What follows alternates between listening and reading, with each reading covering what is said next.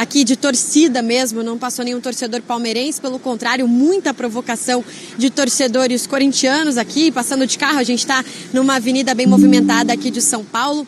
Diferentemente também do elenco corintiano, o Palmeiras ganhou folga, não ganhou folga nessa sexta-feira, vai treinar a partir das 4 da tarde, porque já vira a página para o próximo campeonato, né? O Campeonato Brasileiro, Copa Libertadores, também Copa do Brasil, então muita coisa aí que mais uma vez o Palmeiras entra como grande candidato a títulos dessas competições. O Palmeiras acabou sofrendo com o Corinthians, o que fez com o Corinthians em 2020, né? De interromper ali uma possibilidade de tetra inédito, então o Palmeiras também buscava essa possibilidade de tetracampeonato. O técnico Abel Ferreira ontem, como você já disse, Mari, foi muito rápido nas palavras deles ali, menos de 4 minutos de entrevista coletiva. Rafael Veiga também apareceu na zona mista, falou sobre não ser uma pessoa omissa, né, que pode falar o que quiser do momento dele, a torcida tá ali para isso mesmo, mas que não é omisso, que foi para bater o pênalti.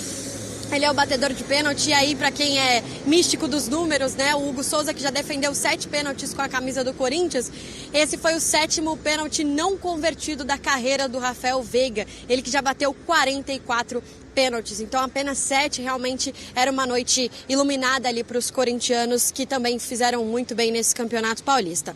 Bom, como eu disse, então o Palmeiras volta a treinar nessa tarde de sexta-feira, tem jogo também no domingo em casa, um clássico brasileiro contra o Botafogo, muito bem quisto, né, pelos fãs de esporte dos últimos anos, porque Botafogo e Palmeiras sempre ali disputando o título do Campeonato Brasileiro. É assim que o Palmeiras abre a sua história no Campeonato Brasileiro de 2025, e na semana que vem já vai começar a traçar a sua trajetória na Conmebol Libertadores. Joga fora de casa, no Peru, contra o Sporting Cristal. Então, o Palmeiras aí tem uma sequência pesada. Ficou para trás esse título, agora é olhar para o resto da temporada. Mari? Nada como um dia após o outro, né, para superar ou tentar se recuperar de uma derrota. Vamos para os números do Corinthians no Paulistão. O campeão com 16 jogos, 11 vitórias, 4 empates e 1 derrota, 77,1% de aproveitamento, 25 gols marcados, 14 sofridos, venceu o Campeonato Paulista, então, número 31 na sua história. Vamos para o jogo. Tinha muita expectativa. Primeiro jogo, 1-0, o Corinthians sai com o resultado. Beleza, Neoquímica Arena, Caldeirão, o jogo começa. Te entregou o que você queria, Jailson? Não, mas é isso. Mas aí tudo bem, né? Final não se joga. Se ganha? Final se ganha. Tá. E o Corinthians... Isso você perdoa? Perdoa. E os dois técnicos levaram muito a sério isso. Exatamente. Final não se joga, final se ganha. E pra mim, desde o primeiro minuto do jogo, o Corinthians deixou muito claro. Porque não teve pressa nenhuma e estava certo, como a gente falou ontem. Qual era a vantagem do Corinthians? Uma vantagem ok. Não era uma vantagem gigantesca, mas soube transformar essa mínima vantagem em 90 minutos de pesadelo, que eu digo assim, Palmeiras, porque o Corinthians não teve pressa. E aí o Corinthians foi chamando, Palmeiras, vem aqui, vem marcar em cima, que se você não tiver pressa para tomar a bola de mim, eu não vou devolver a bola para você, o Hugo não vai dar chutão. E foi isso, durante boa parte do primeiro tempo, o Corinthians sem pressa nenhuma, tocando a bola de um lado para o outro, apertava um pouco no meio campo, recuava no Hugo. Mas não estava morno, né? Não tava aquela troca, não tava aquele jogo assim, sem vontade, sem chegada. Não, vontade teve desde antes. A gente falou ali, a troca ali de... botar ali de supapo entre os dois. Eu não sei, eu acho que eram seguranças do Corinthians e do Palmeiras, algum tipo de discussão. Mas morno não tem como o Palmeiras e o Corinthians ser morno. Mas eu digo que o Corinthians tinha uma estratégia de jogo muito bem definida, que era chamar o Palmeiras para marcar alto. O Palmeiras não marcou alto, então o Corinthians ficou com a bola. Eu achei essa estratégia muito boa. O Hugo não devolveu a bola pro Palmeiras. Então acho que isso é um detalhe, assim, pequeno, mas é um detalhe, foi muito significativo para mim, para justamente deixar o Palmeiras um pouco mais nervoso, para tentar subir um pouco mais. E aí quando subiu foi essa jogada aí, ó. Subiu um pouquinho, o Memphis, como você falou, já no primeiro, na parte metade ali do primeiro tempo, uma troca de passes e o Garro acha espaço. Mas eu achei que a estratégia do Corinthians foi muito clara desde o início. E o Garro jogando também, né? Porque essa era uma dúvida para esse jogo, né, Breila? Exato, Mari. E o Garro faz muita diferença para esse tipo de jogo que o Corinthians propôs, que é um jogador com capacidade de retenção de bola e é milongueiro. Jogador ali que dá um passe, que deixa o corpo, que provoca. E o Carrilho também, quando se associa com ele, o Corinthians consegue ficar com a bola sem necessariamente trabalhar muito. O primeiro tempo termina e nenhuma das equipes deu mais de 200 passes. Num jogo de final, que tem uma rotação de bola mínima, a gente espera mais do que isso, mas pela tensão, pela rivalidade, pelo ambiente, era natural existir essa postura mais conservadora do Corinthians, mas não do Palmeiras.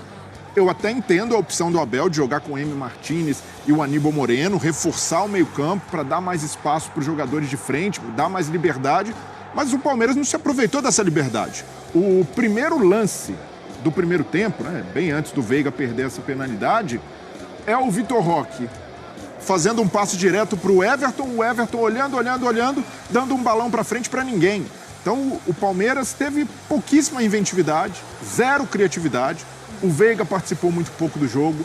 O Vitor Roque, nos lances em que foi acionado, não cavou um pênalti, sofreu um pênalti e cavou a expulsão do Félix Torres. Mas fora isso, participou muito pouco do jogo. O Estevão bem marcado novamente pelo Anrileri. O Facundo Torres também com pouca profundidade pelo lado esquerdo. Tem que tomar cuidado com o que eu vou falar do Facundo Torres.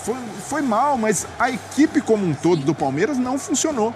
E aí tem a estratégia do Abel, que no segundo tempo a gente percebe a postura do Palmeiras de tentar dar um pouco mais de passe para frente. Era muito jogador dando passe para trás, sem olhar, sem tentar dar velocidade para o jogo. Quando tinha ligação direta, era mais no balão.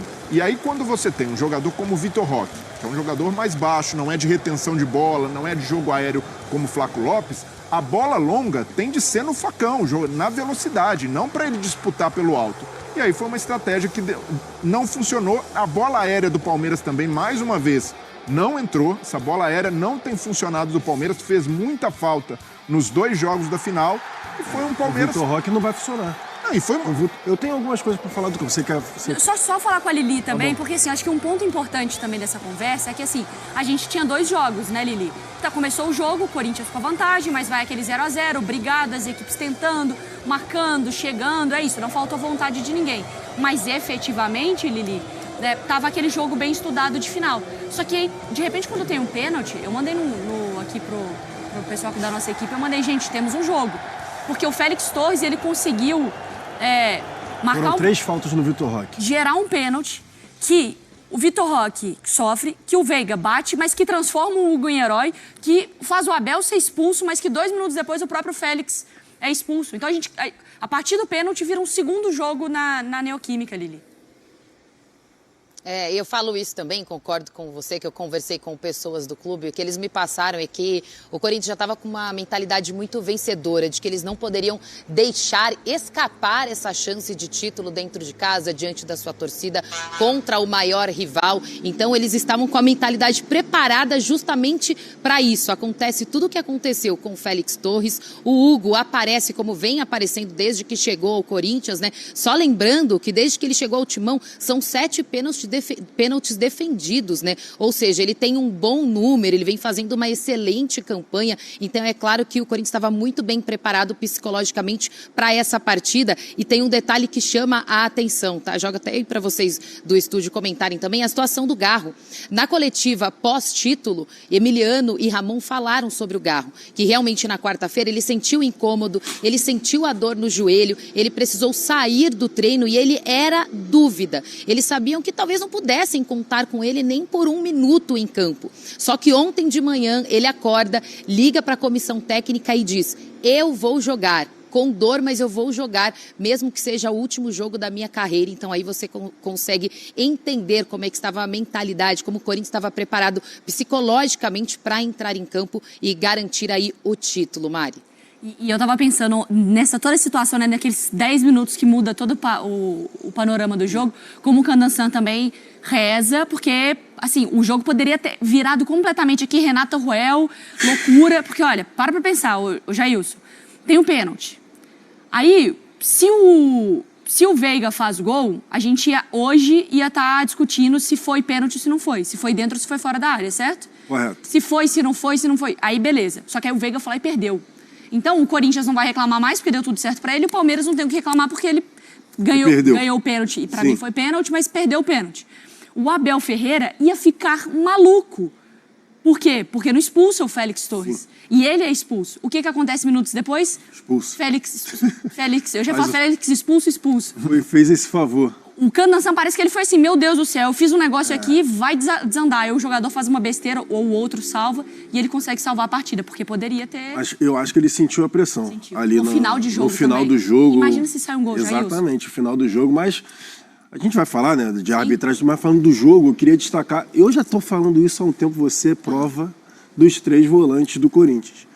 O Martínez, o Ranieri e o Carrilho. O que joga a bola, o Carrilho. Então, só que ontem para mim teve uma diferença entre todos os jogos que a gente já está acompanhando aqui do Corinthians, 2025 como um todo, dos 3 que eu achei diferente ontem que não teve posição fixa de nenhum dos 3. Geralmente, o que a gente está vendo? O Ranieri um pouco mais preso, aí fica Martínez de um lado e o Carrilho do outro, e eles vão alternando, né? Uma hora um sobe para encostar lá. Ontem não.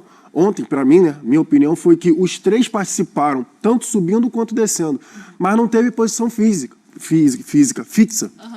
Então, uma hora o Carrillo estava pela esquerda, uma hora o Ranieri apareceu lá do lado direito para fazer uma jogada de ultrapassagem, cruzar a bola para a área. O Carrillo a mesma coisa. E eu acho que aí eu vou pegar no gancho que você falou do Aníbal e do Martínez.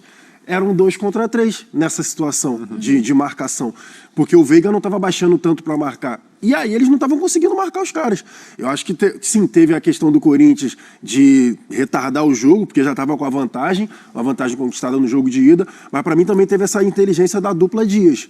Porque ontem foi diferente para mim essa questão do meio-campo do Corinthians. Sabendo que o Garro não estava 100%. Tem mérito, então, do Ramon, para mim tem. Para mim tem, porque a estratégia foi, a minha opinião, tá? Que a estratégia foi basicamente essa, ó. Não, vamos ter mobilidade no meio com os 3 jogadores que estão saudáveis.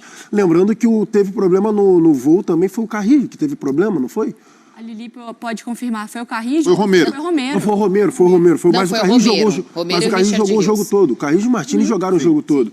Jogou. Então, eles jogaram o jogo todo e vieram jogar tudo de novo também, sabe? Então, assim, mobilidade o tempo todo, baixando e voltando, e o Garro fazendo só a parte ali, vou jogar com a bola. Jogar protegido numa bolha protegido ali também, e vamos proteger o Garro e quando tiver a oportunidade dar a bola no pé dele que ele pode definir com um passe ou com um chute. Então achei que foi muito bem nessa transformação ali do meio campo que a dupla ali, o Ramon e o Emiliano tiveram no Esse é um bom gancho. Os volantes. Os Dias, né, o pai e filho, eles tiram todo o peso de terem sido eliminados de Libertadores, eles espantam desconfiança, esse título alivia para a família Dias? Então, Mari, se a gente analisar o longo prazo, o Ramon Dias salva o Corinthians de um rebaixamento, mas tem ali um asterisco que foi a maneira como perdeu as Copas, em que o trabalho da comissão técnica deixou muito a desejar. Mas ainda assim, ele termina o ano com crédito pela forma como o Corinthians jogava e por ter evitado um rebaixamento que seria trágico e até terminando com vaga na Libertadores. Agora, analisando só nessa temporada...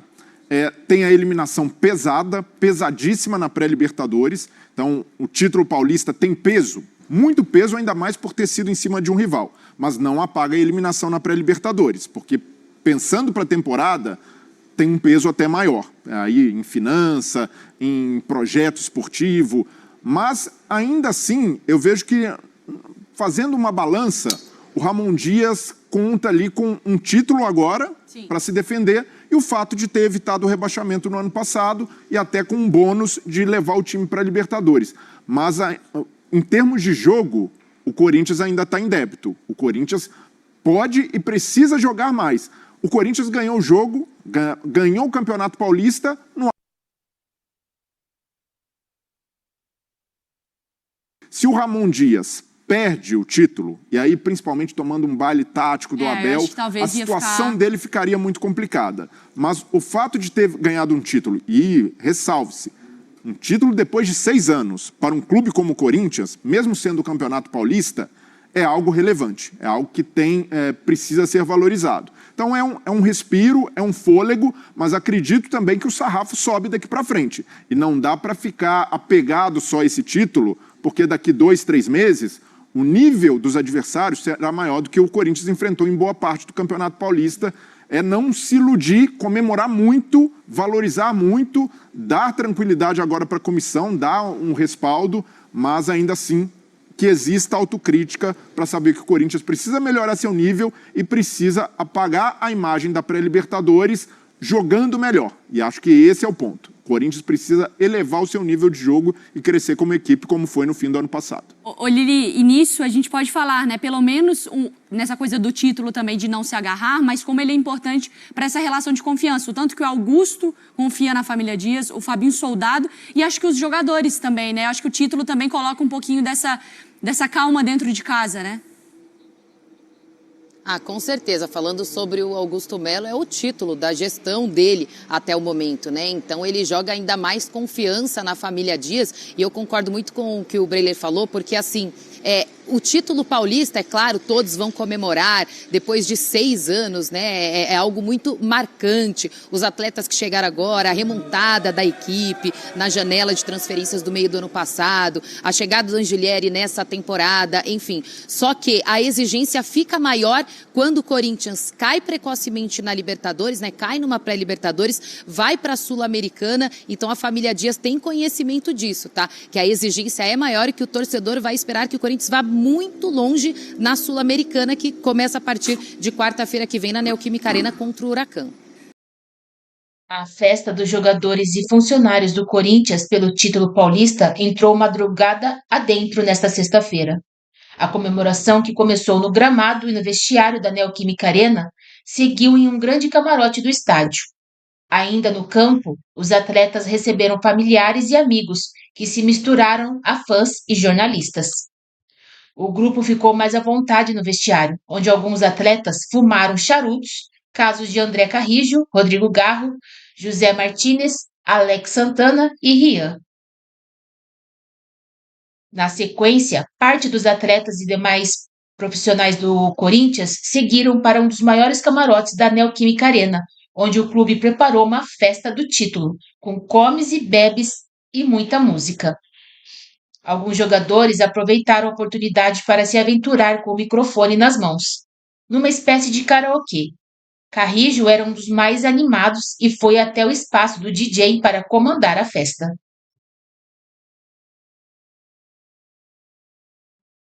O elenco corintiano tem pouco tempo para celebrar a conquista. Nesta sexta-feira, o elenco ganha folga e no sábado já viaja para Salvador, onde enfrenta o Bahia no domingo, na estreia do Brasileirão.